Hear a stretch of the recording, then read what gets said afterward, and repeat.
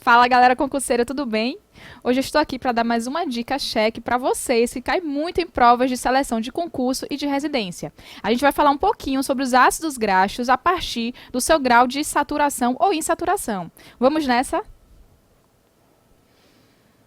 Então, para iniciar, eu coloquei essa figura aqui só para vocês conseguirem visualizar como é a conformação espacial, como é a distribuição aqui química dos tipos de ácido graxo, seja saturado, insaturado cis e insaturado trans. Quando a gente fala em ácidos graxos saturados, a gente não observa nenhuma dupla ligação aqui na cadeia. E é por isso que o nome se dá para o termo de saturado. Daí, quando a gente vem para os insaturados, a gente já consegue visualizar uma dupla ligação unindo aqui as cadeias de carbono. Tem uma diferença aqui bem interessante e que isso vai mudar também o quanto ele vai reagir no seu organismo. Ao insaturado cis, que é o que a gente conhece como os monoinsaturados, uma dupla ligação, poliinsaturados, várias duplas ligações, e o insaturado trans, gente. O insaturado trans é aquele que ele apresenta uma semelhança com o insaturado cis, mas a grande diferença aqui é que o hidrogênio ele vai estar colocado no lado inverso da cadeia, e isso vai trazer uma completa diferença aí, tanto na conformação bioquímica dele, quanto na reação ao nosso organismo. Então, para iniciar, que é importante vocês saberem, tá? Então, os ácidos graxos eles podem ser definidos por várias vertentes. Hoje a gente vai focar sobre o comprimento da sua cadeia de carbono e o número de duplas ligações, assim também como a configuração dessas duplas ligações. Então, se a gente pensar nos saturados, a gente tem o de cadeia média, o de cadeia longa e temos ainda o de cadeia curta. Esses de cadeia curta eu não coloquei aqui porque são aqueles que as bactérias intestinais elas produzem pela fermentação das fibras, né, quando a gente ingere as fibras. E hoje eu quero focar mais naqueles que a gente adquire dos alimentos, tá?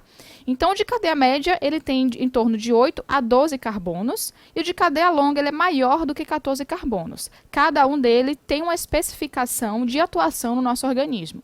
Os insaturados, a gente tem o mono, que obviamente mono significa que é uma dupla ligação, e poliinsaturados, além também aqui do trans, tá? A gente vai trazer umas informações sobre o trans. Então, falando sobre o saturado de cadeia média, o principal que eu trago aqui, né, a fonte, o óleo de coco é riquíssimo em ácidos graxos de cadeia média. Por que é que ele é importante? Quando a gente pensa em ácidos graxos saturados, a gente já denota malefícios para o nosso organismo. E isso não é 100% verdade, tá ok, gente? Lembre-se aqui dos ácidos graxos de cadeia média que formam os triglicerídeos de cadeia média e que eles são muito benéficos e têm sido usados muito aí na indústria, principalmente na nutrição esportiva e para pacientes que não têm uma possibilidade, que não têm uma facilidade aí para digerir gorduras. Então vamos saber por que isso. Os ácidos graxos de cadeia média, eles já caem diretamente na nossa corrente sanguínea. Então ele se liga lá à albumina na veia porta, já cai diretamente para o fígado e não vai interferir na formação de colesterol. Então pense, gente, ele não passa por um processo de digestão. Então se você tem indivíduos com patologias que não está conseguindo produzir, por exemplo, bile, que é importantíssimo para emulsificar a gordura. Você tem algum paciente que fez uma ressecção do estômago, do intestino, ele não está conseguindo fazer a digestão e absorção adequada de gorduras. Ácido graxo de cadeia média, dá triglicerídeo de cadeia média, porque já vai direto para a corrente sanguínea, e isso é muito importante. Por não interferir no colesterol, ele tem sido muito utilizado também para ser uma fonte de energia benéfica para o organismo. Mas aí a gente vem falar agora dos de cadeia longa. Esses de cadeia longa que são os problemáticos. Eles são 3 principais. E aí, gente, tem uns nomezinhos de cada que vocês precisam saber. Porque, assim, a banca, não contente de que vocês têm que estudar um monte de assuntos, ainda te passam pegadinhas e coisas bem decorebas. E, infelizmente, muitas bancas, elas não dão só o nome, elas dão o nome e a quantidade de carbonos. Outras, elas dão só a quantidade de carbono ou só o nome. Então, é melhor vocês tentarem encontrar um jeito de decorar aí esses 3 nomes. A gente tem o mirístico, que é muito encontrado em leite e derivados, com 14 carbonos. O palmítico, que é mais encontrado na gordura animal, no óleo de palma. O esteárico, que é muito encontrado na gordura do cacau, né, em chocolate. Então, o que é importante de vocês saberem, saturado, sólido em temperatura ambiente. Quando a gente pensa em gordura sólida em temperatura ambiente, a gente pensa em malefícios para a nossa saúde. Nutricionalmente falando, esse tipo de gordura é aquela que vai formar colesterol, é aquela que vai formar LDL, que vai se depositar nas artérias, que vai formar placas de ateroma. Então, pensou em saturados de cadeia longa, pense isso, viu, gente? Temperatura ambiente, ele é sólido. E aí, pensando aqui na absorção intestinal, como é o processo bem diferente lá do de cadeia média, eles são esterificados lá nos enterócitos, que são as células do nosso intestino. A partir do momento que eles são esterificados, eles viram triglicerídeos, né? Aumenta seu tamanho. Os triglicerídeos, gente, não tem como ir para a circulação. Eles são ligados aos quilomícrons, e aí os quilomícrons, através do sistema linfático, que vai conduzir essa gordura, e depois vai cair lá na corrente sanguínea, onde vai ser hidrolisado, liberado ácido graxo, depois liberado ácido graxo vai para os tecidos e resterificados, formando novamente triglicerídeos. Então, eles são importantes na formação de gordura de reserva, né, triglicerídeo armazenado no nosso tecido adiposo. Ou seja, aumentam o colesterol plasmático. Qual é o tipo de gordura que pode aumentar o colesterol plasmático? Pensa aí nos ácidos graxos saturados. Daí a gente vem nos insaturados. Quando a gente pensa em insaturados, a gente já remete a coisas positivas, mas aí a gente tem diferenças entre mono, entre poli, entre ômega 3, ômega 6, ômega 9, é uma confusão. Então vamos tentar trazer um pouco de elucidação sobre esse assunto aqui hoje, ok? Então os insaturados, eles são classificados em razão do número de duplas ligações. Além disso, a gente ainda tem o seguinte, a partir do momento em que se apresenta essa dupla ligação, ele pode ser chamado de ômega 3, ômega 6 ou ômega 9. Eu não sei vocês, mas eu lembro que quando eu aprendi esse assunto lá na graduação, há 1900 e bolinha atrás, né, muitos anos, na minha cabeça era o seguinte, ômega 3 é o número mais baixo, então ele é o mono. E ômega 6, ômega 9 são os poli. Não é assim, viu, gente? Se vocês não pensavam, dispense ou nem pense sobre esse assunto que eu disse. Mas eu tinha essa noia na minha cabeça. E daí, o que é que eu consegui entender depois de virar Nutri, depois de a gente estudar o assunto? É o seguinte, ômega 9 é um ácido graxo monoinsaturado. É ele que é mono. Ele só tem uma dupla insaturação, ok? E o ômega 9, ele é chamado de quê? De oleico. Tem que aprender, tem que saber, tem que saber. Ele é muito encontrado no azeite de oliva. E aí vocês já conseguem fazer essa associação. Azeite de oliva, oleico, ômega 9. É uma forma de vocês tentarem lembrar lá na prova qual é a principal fonte. O azeite de oliva é uma das principais fontes de ácido monoinsaturado ômega 9, ácido graxo.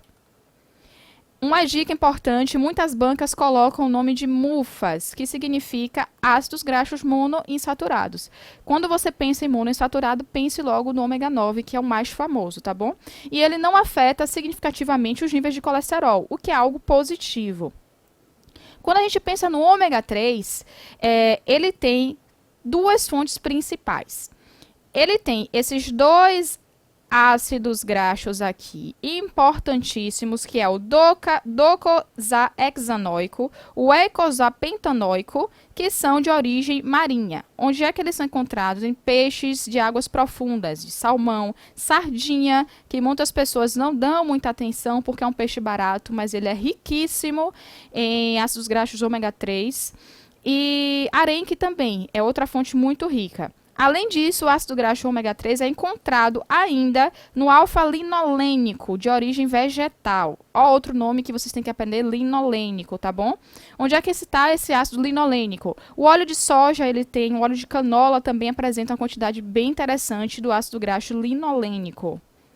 Pensando no ômega 6, a gente pensa o seguinte, linoleico, ele está muito presente no milho, tem também na soja, mas o diferencial aqui é o milho, tá? Óleo de milho super rico em ácido graxo ômega 3, ômega 6. Além do de canola também, que tem uma certa quantidade. Gente, qual é o diferencial? Ele é um ácido graxo essencial. Ele não é encontrado, ele não consegue, o nosso organismo não consegue produzir ele. Então a gente tem que adquirir a partir da alimentação. Então algumas bancas colocam lá uma pegadinha. O ômega 9, ácido graxo essencial. Errado. O essencial é o ômega 6, tá bom? Não confundam. Então, a nível de vocês tentarem aqui decorar um pouquinho o nome de cada um, eu encontrei essa forma que para mim funcionou e eu sempre acabo lembrando. Gente, quanto menor o número aqui do início da primeira dupla ligação é maior o nome. Então, ômega 3, linolênico, o nome maior. Ômega 6, linoleico e ômega 9, oleico. Então, eles são inversamente, né? Quanto maior o início aqui da dupla ligação, menor o nome deles. Eu não sei se vai funcionar para vocês, mas para mim funciona. Eu sempre lembro esse nominho. Então, aqui, só para a gente finalizar, mais um tipo de ácido graxo a partir do seu grau de insaturação. A gente tem o ácido graxo trans. E eu fiz questão de colocar aqui para vocês essa informação que muita gente não sabe. Porque quando a gente pensa em ácido graxo trans, a gente pensa em alimentos processados, em biscoitos, em salgadinhos, em coisas maléficas, em coisas transformadas pela indústria. Ok? Verdadeiro. Mas, gente, nós produzimos, né? Nós não, calma. Os ruminantes, né? Os seres vivos, eles produzem o ácido graxo trans. Então, não é algo exclusivo da indústria. Então, se botar lá, alguém colocar, alguma banca cobrar essa informação, é verídica. Ela é produzida a partir da fermentação de bactérias em ruminantes. Então, tem uma quantidade pequena, mas tem na carne e no leite, que não é colocado pela indústria. Isso foi de forma natural. E essa quantidade de trans vai afetar? Não vai, porque é insignificante. Mas eu coloquei essa informação aqui porque algumas bancas fazem essa pegadinha. Já que você associa trans com somente industrializados, vocês esquecem que bactérias de ruminantes lá do estômago, eles conseguem fermentar, tá bom?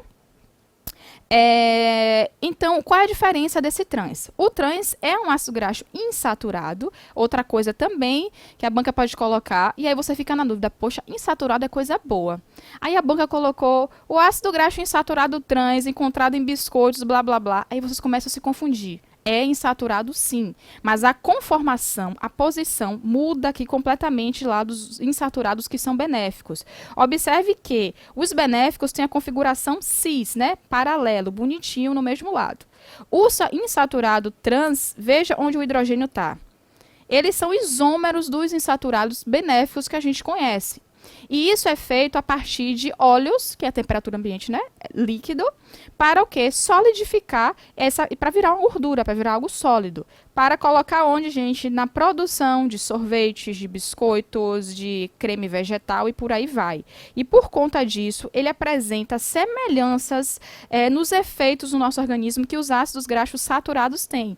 O único diferencial é que esse que a gente consome aqui, ele é produzido pela indústria. Então, a gente não sabe até que ponto ele vai atuar de maneira negativa no nosso organismo. O saturado, que é encontrado na manteiga, no leite, derivados, é algo natural. Então, de qualquer forma, não é nada estranho ao nosso organismo. Então, pense bem quando vocês consumirem, quando vocês indicarem também para consumo. Ok? Então, hoje a gente fica por aqui. Eu espero vocês. A semana que vem que a gente vai ter outra dica super quente que cai em concurso. Tá bom, gente? Bons estudos e até a próxima.